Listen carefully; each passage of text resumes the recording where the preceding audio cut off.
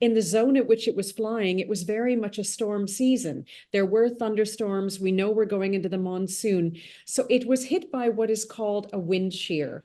A wind shear is when in a slipstream, it causes the direction of the airflow to change dramatically, either vertically or horizontally. This was a vertical wind shear because of the storms.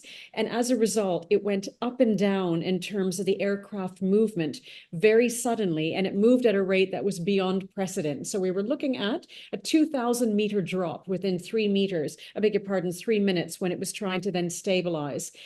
The aircraft is built to be able to withstand any of the turbulence. So the physical aircraft is built for that. But inside the aircraft, you and I as passengers, luggage, catering equipment, that is all mobile. And that's where a lot of the damage takes place because all of that is thrown around.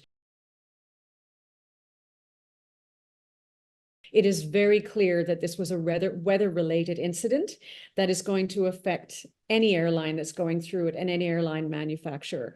What it will do, however, is exactly as you have said, impact travelers.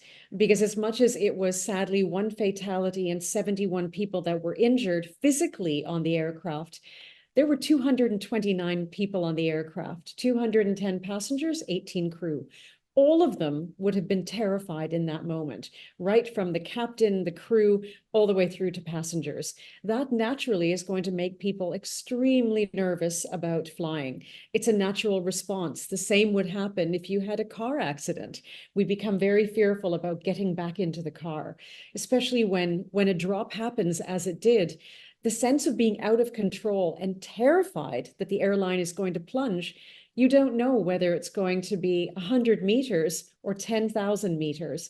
We are terrified in that moment. It's very difficult to get through that trauma swiftly and safely and steadily.